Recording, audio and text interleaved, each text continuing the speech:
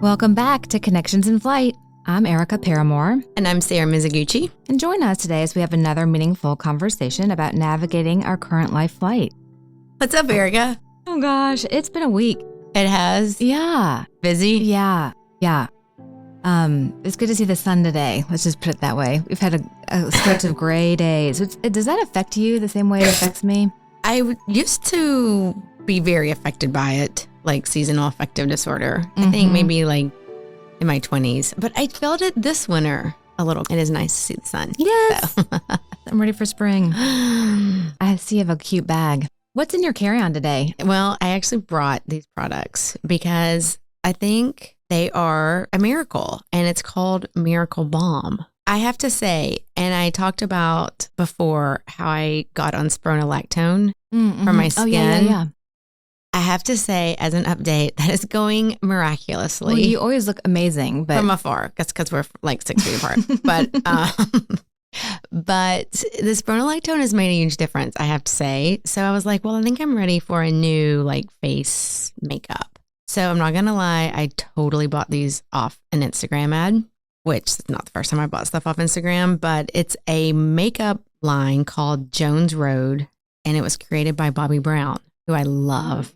I love Bobby Brown. And it just said Miracle Balm. And because I really don't like to wear a lot of foundation. So it just gives you like a little tint to your skin, but it's really, really moisturizing. Maybe a little too moisturizing for me sometimes, but they're just little balms, and you put your finger in it and it's very creamy. And then I mix in with some of my foundation if I want a little tint.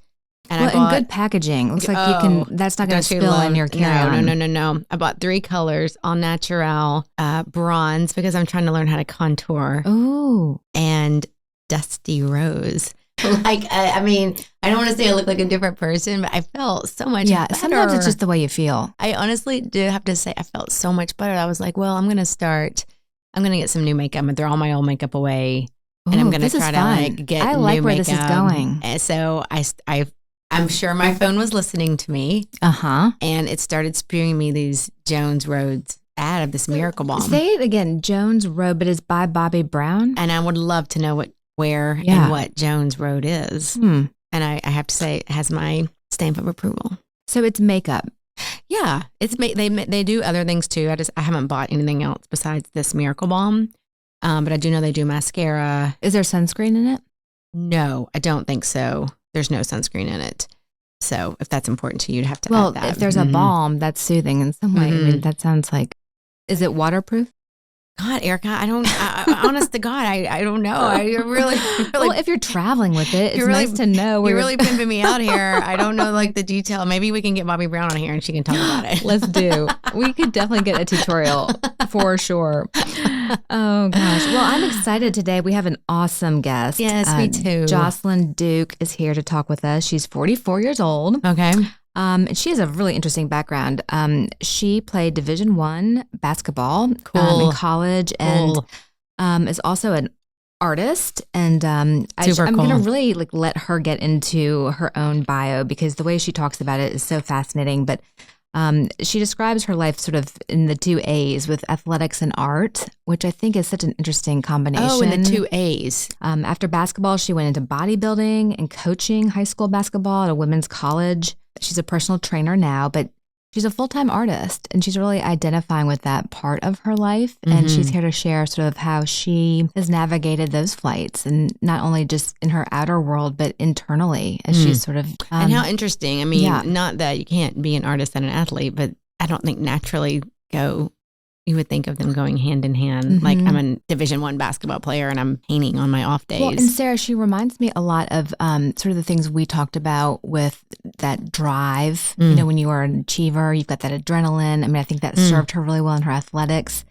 And there's also this other part of her that she was, kind of needing to tap into. And I think that that's what we're all exploring, in our 20s, our 30s, our 40s. But it's so important, just like with your makeup you're talking about. That let's keep an open mind to those parts of ourselves. My makeup's a necessity. But, it's creative too. It's how we express ourselves. It's how we feel inside when we put it on. I think it's good to kind of be open to and it can be kind of that playful part of us, that we can lose when we get so into our achievements and our drive. But she is a fascinating, wonderful, friendly, lovely guest that I'm so anxious to have this conversation. Well, I'm interested to hear what the word of the day is.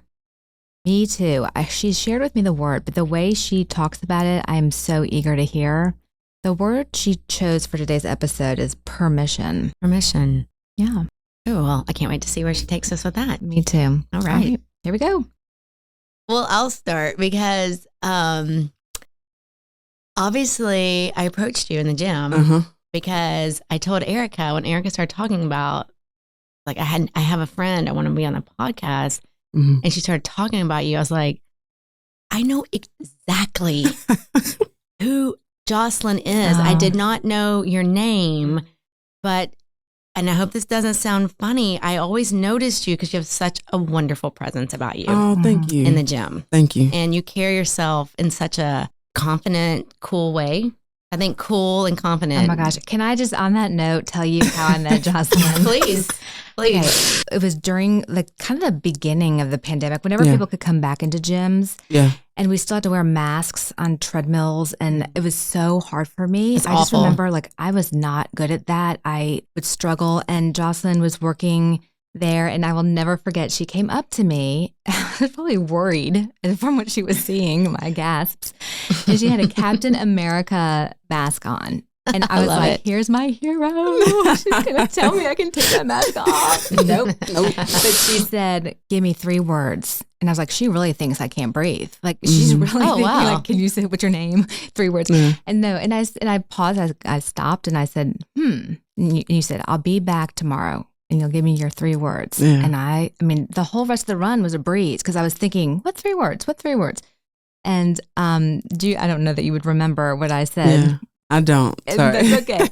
But I came back and I said, connections do cure. And I felt like you showed up as that connection to help me cure even just that little run. And every time I saw you, we were in the corner, like, having another conversation. And it just, your presence, your kindness, you exude this sort of peaceful, caring calmness that it just attracts people. But now that I've learned more about your bio, that you're an author of 2 books. One of them is called Give Me 3 Words. Yeah. The other is Poetic Thoughts. Makes perfect sense to me love now it. knowing her. But welcome Thank into you our for conversation. welcome. We cannot wait to talk more. Thank you for having me. Yeah, let's just start. Like, I mean, we obviously know you're a personal trainer now, but tell us about where you're from and where you grew up. Yeah.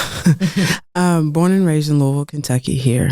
Played collegiate basketball at Austin Peay State University. So a lot was basketball? A lot. My dad put a basketball in my hand probably in elementary school. And definitely one of the best things he's ever done for me. But my mom put art in my hands. And she bought me Walt Disney movies. And I was obsessed with them. Like, I'd watch them back to back to back. And it was so, when you're a kid, you don't know. But for me, as you get older and you start to reflect on your life, it's like, oh, it's always been a part of my world. The art. Yeah, the art, the athletics. I mean, still, like, now I'm a personal trainer. Right. So those were my 2 worlds that I lived in, my safe spaces. So that's how it all kind of started. Were you? I mean, I feel like it's safe to say if you were a Division I athlete, you were a natural athlete, or did you have to work at it? Oh God, no. If somebody, I always tell kids, because I coached for 11 years, and sometimes mentoring as well. But I tell kids all the time, if someone would have told me when I was in the 6th grade that I was going to play Division I women's basketball, be one of the top players on the team, win a championship ring. Oh, wow. I would have laughed because I was horrible. Really? I was so bad. Like, from what I can remember, I wore glasses. I couldn't hit the barred side of a barn, whatever What this made you thing stick is. to it when you were struggling like that? You know what? That's a great question. It has never been in my vocabulary to quit. It wasn't even on the table. It never even crossed my mind to quit. My dad he kept taking me, so I kept going. But also, by the time I got to high school, I was good. And thank God, because, when I was 10, I knew I was gay. Wow. Young. Yeah. And so that was my safe haven to play ball, to be so stressed out as a child, to be carrying what I perceived it to be this dark secret. The load of that, the weight of that. When I played ball, I didn't have to think about anything. Right. I could just escape. But also when I did my art, because I started writing poetry when I was in elementary school. My mother, it used to drive her crazy because I would have little pieces of paper all over the house. And she would be like, dude, get all these pieces of paper up. But I used to write so small so that she couldn't read my words, because she was like, I can't even see this. But it wasn't meant for her to see at the time. Because how do you tell your mother I am gay? Wow.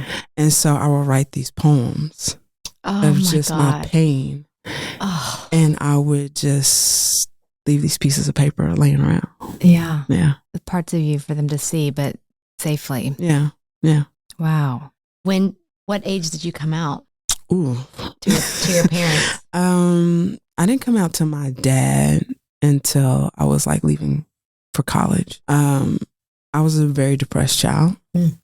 I probably started contemplating suicide in high school. And it's not that I contemplated it, like I just wanted to die. Like I hurt so bad that I just turn off the pain. Yeah, I was done. And he knew that something wasn't right. So at the time my parents were separated, and he was gonna make me come live with him. And I was like, oh no, I don't stay with my mom. I'm a twin as well. And identical twin? We're fraternal. Fraternal, okay. In every possible way. But that was home for me. And so I didn't want to leave that. And it's like, well, what's wrong with you? You're gonna come live with me. I want to watch you all the time. And I was like, you want to know what I think is wrong? He's like, yeah. I said, I think I'm gay. And just dead silence. Wow. Oh my God. And he looked at me. He said, I love you. I will always love you. And you're my baby. And like the weight of the world just kind of melted. But I was like, well, if I tell my dad, I got to tell my mom. Because I was just closer to my mom at the time. And so I told her. She was like, my worst nightmare just came true. And she only said that because she already saw how people just reacted to me already, because I've always had this masculine, muscular build. And so I was getting picked on. I was picked on in middle school and high school because of my body. And she did not want life to be even harder for me. It was the protector part in her coming out. 100%. Yes. Right. 100%. Right. And so it was a journey. Did you feel accepted by her? I mean, could you, at the time when she said that, recognize that was protection? Yes and no. I think that was a conversation that we had later on down the road. I didn't I don't know how long after I came out to my twin. But my mother has always said something, and it still comes up to mind to me, because I still deal with things because, are you in the right bathroom? What are you doing in here? And I'm like, I'm a woman. I'm in the right bathroom. So there's always this fear for your child when she's out or, whatever. It's just been in a journey of acceptance all the way around. I think definitely for myself, from my parents, and even my twin. I'm very, very, very, very grateful to have the family I have, because I know not everybody has the support and love that I have.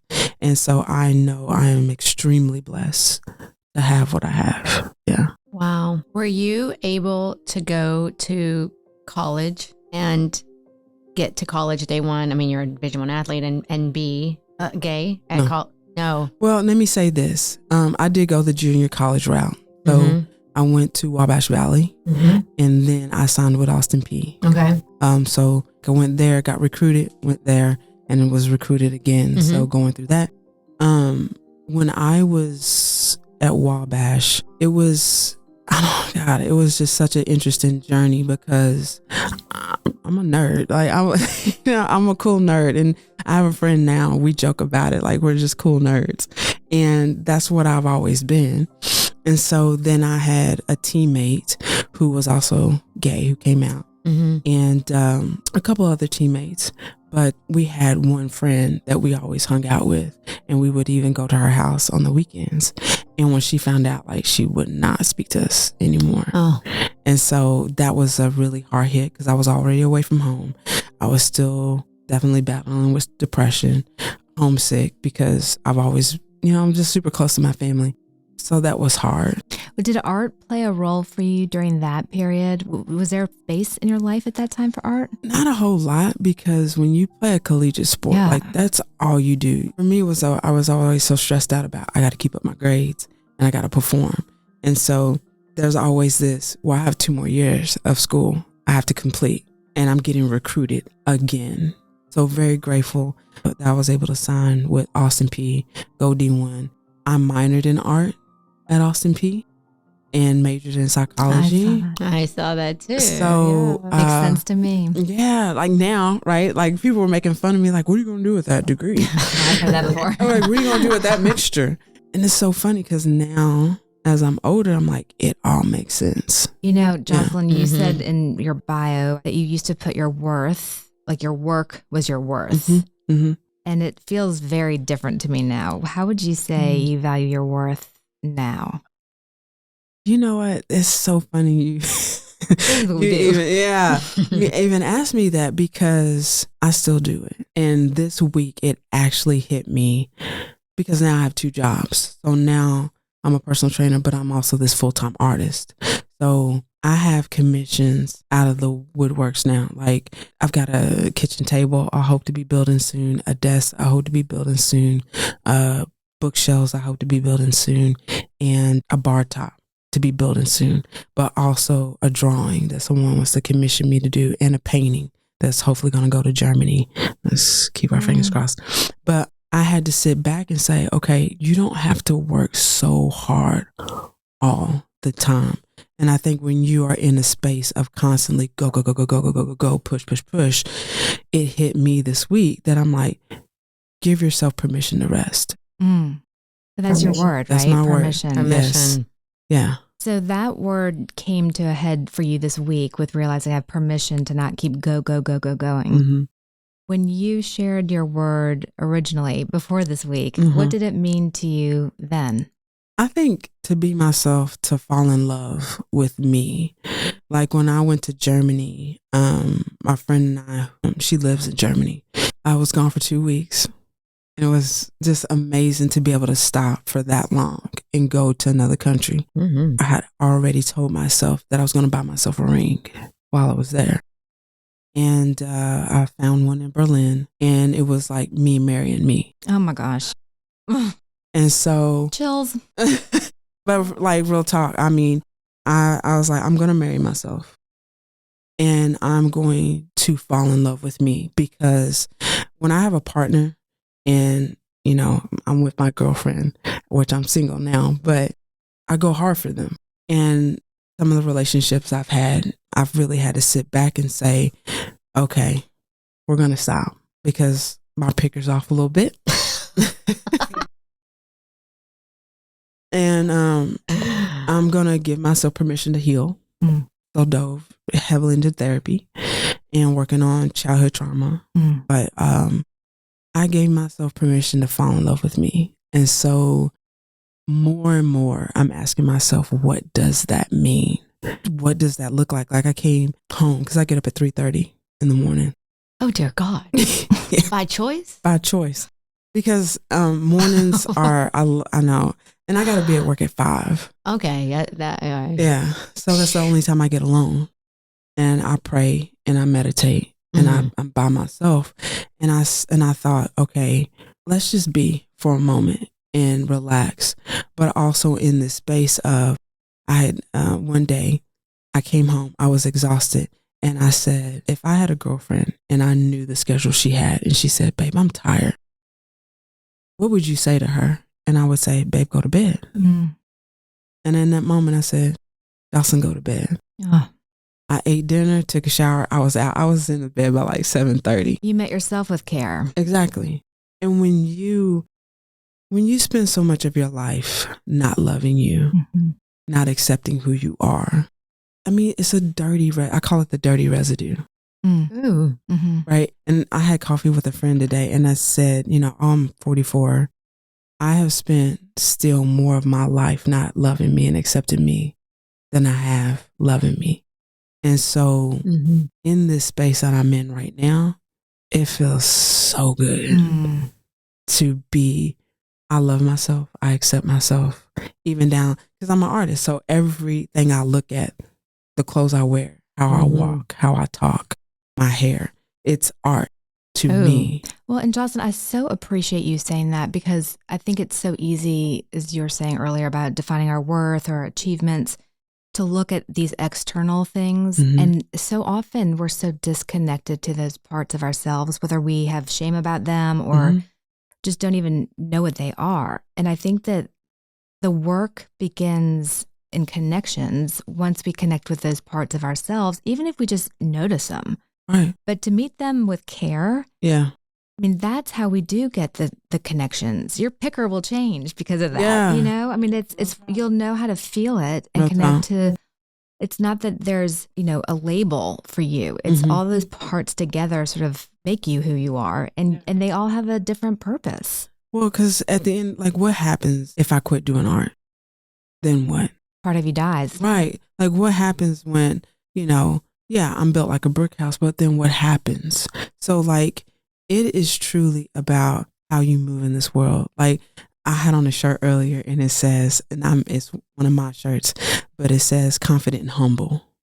And on the back it says, how you move in this world is vital. How you treat people is vital. How you make people feel is like, I think it was Maya Angelou who said, and I'm going to butcher this, don't judge me, but it's basically like, people they won't remember what you said or did. They're going to remember how you made them feel. And if you are not always thinking about that and how you're leaving people, your presence, like, you know, I appreciate what you said, like how I carry myself and the kindness and stuff. That's what matters. I had a coworker who said, you know, Jocelyn, I just watch you and you talk to everybody and you're a gay Black, you know, and she's like, how do you do that? I said, honey, I'm a gay Black woman. I know what it's like to be tossed aside, to be ignored, to be judged, to be whatever. I do everything I can to not make someone else feel that way. I'm not perfect.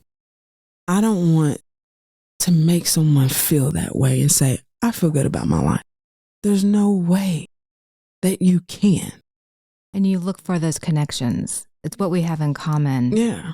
Yeah. In the way we feel. Yeah. And I think like even looking for those connections, like as you get older, again, like what kind of energy are you putting out in the world? Exactly. I'm going to give myself permission to step away from you or invite you more into my world.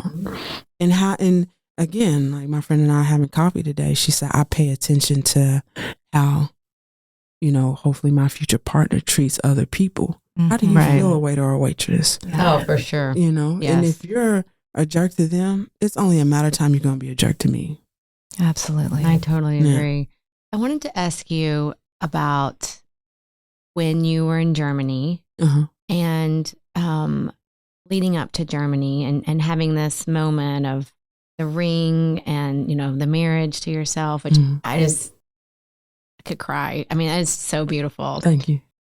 Did something happen catastrophically to get you to that point? Did something, what, was it a fall off a cliff? Something has to change, or was it like a gradual, what got you to be able to make such an amazing self-declaration of love?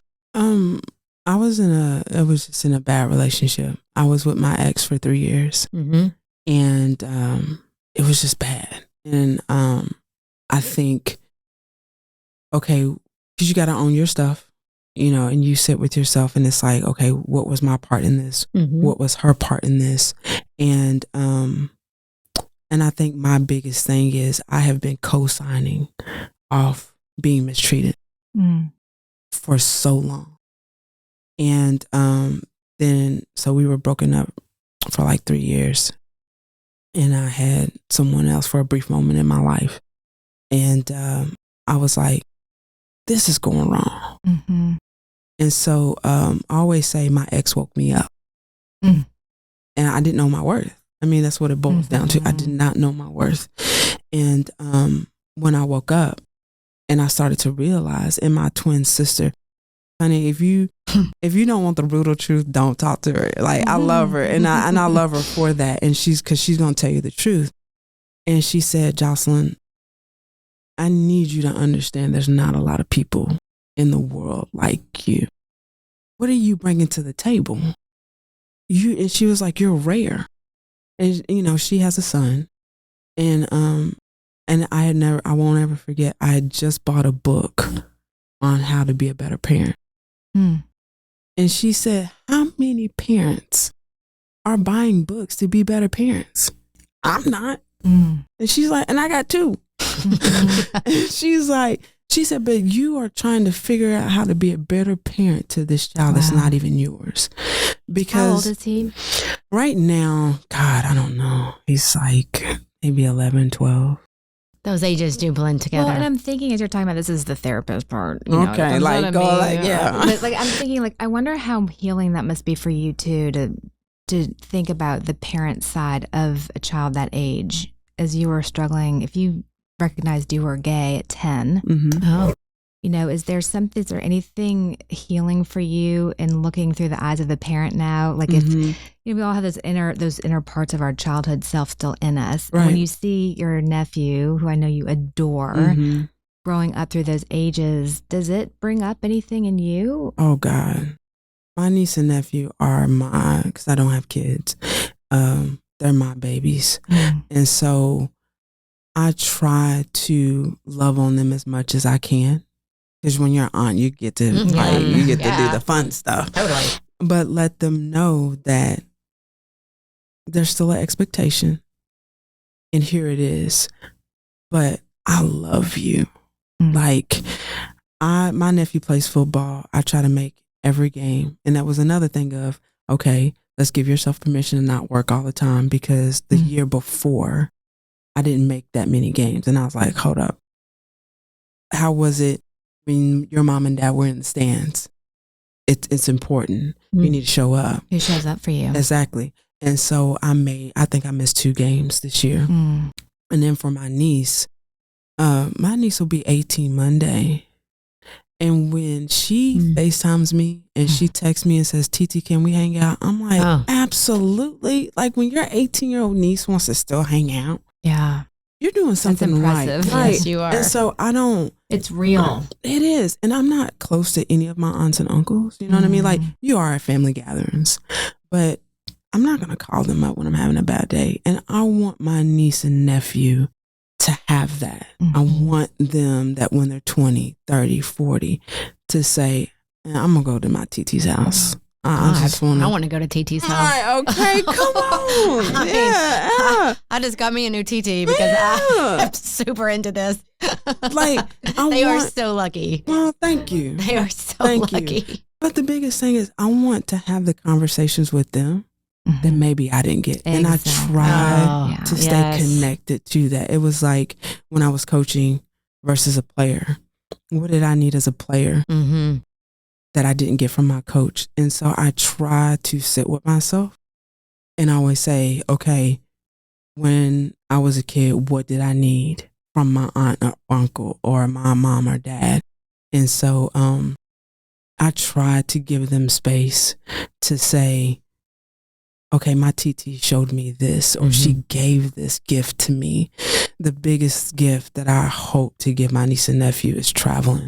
Oh, I that's want wonderful. I want to give them exposure much faster than I had, but also chasing my dreams and being, yes, a personal trainer, but a full-time artist. Like, I want them to see me bring to life my visions so that they can say, well, I can do that too.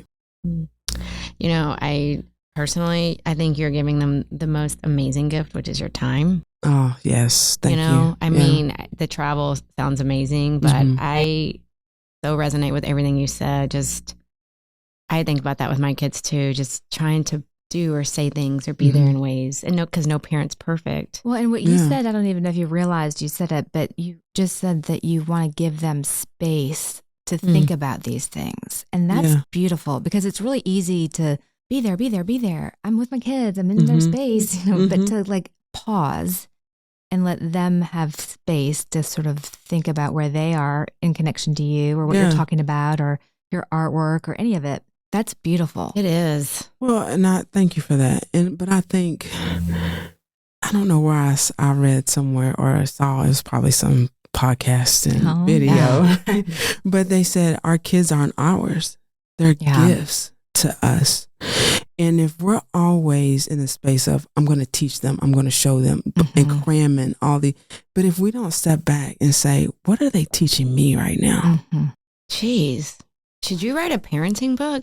Listen, don't put nothing past me. I'm already working on the third and fourth book. Okay. So I have got to ask, give me 3 words. How did that come about? You know what? I think I was coaching and I was having like this blockage, and I was like, what if I started asking people to give me 3 words and let me see what I can do? Fascinating. That's so much. Well, when was this? In what part of your life? Recently or? No, like, see, so often I play with different ideas. I'm sure, You're an all artist. of us. Yeah. You're an artist. Yeah. And like, oh, that's silly, or I don't know.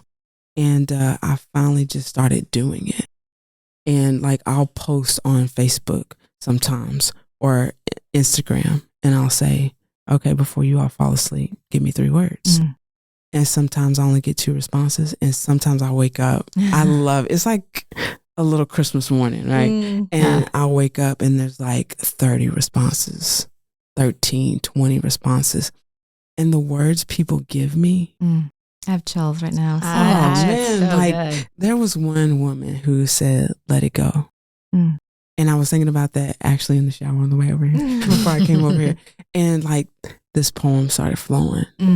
And like I'm pretty much almost done with the second give me 3 words. And just the idea of, I love catching people off guard. I love, because that's what artists do. And basketball players. Okay, yes. Oh, okay. touche. Yes. Yeah, girl, go ahead. Yeah, go on. I agree. But I love when I go out to dinner, especially when I'm by myself, because I'll take myself out on dates and stuff. And I'll ask the waiter or waitress, give me 3 words. And they was like, what? I said, well, I'm an artist and I'm a poet. So I just I said, I'll give you time because I'm eating dinner. And I'll be back. I'll let you ponder that because I'm not going anywhere, clearly. And but that's a moment to connect with another human being, because we get into this rut, right? And we don't talk to each other. I mean, you know how many amazing people we pass every day, all day, but we don't talk to them?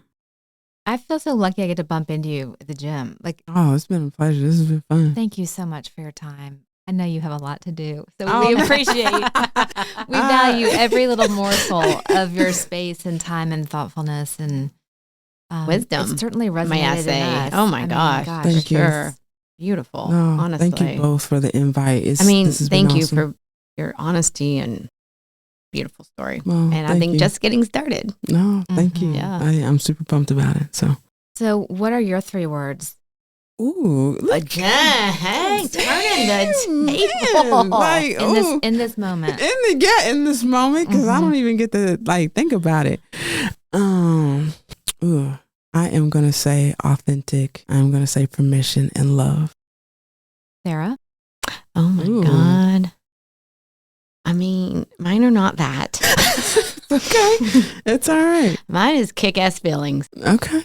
I just feel like you're such an ass kicker. Oh, thank you. Thank you. I appreciate that. Yeah. I mean, I feel empowered by everything you said. Thank you. I love it. Thank you so much. Well, I am just flying high after that conversation.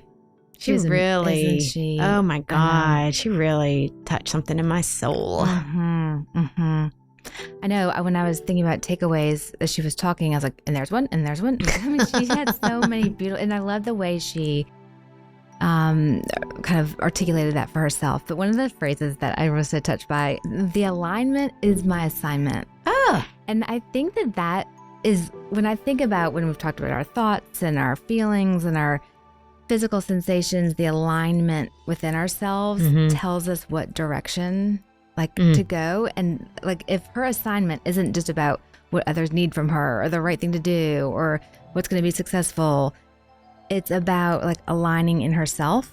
That's her assignment, to know where she goes next. And it's the permission that she gave herself to be able to do that.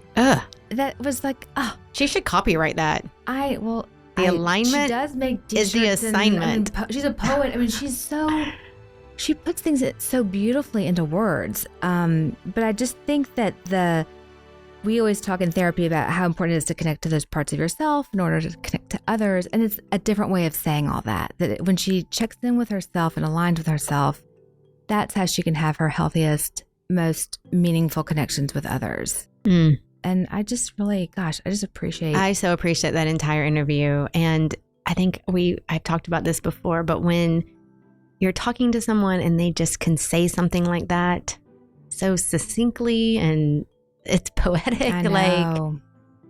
And it came from, I mean, she's gone through a lot of feeling alone and pain, and she had to align with herself at such a young age out of fear of, gosh, am I still going to have acceptance from my family and my team and yet it's her most powerful takeaway, I think.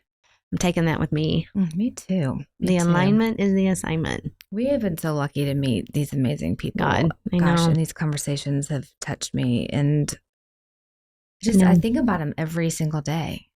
They've helped me so much. Hopefully they'll help everyone listening. Well, until next week. Talk to you soon. Alrighty. Bye. Thanks so much for listening to us today on Connections in Flight. Would love to hear back from you. Please feel free to email us, leave feedback or comments. We'll be back next week with a new word. If you want to discover more about us, please find us in our socials, and all the links are in the show notes.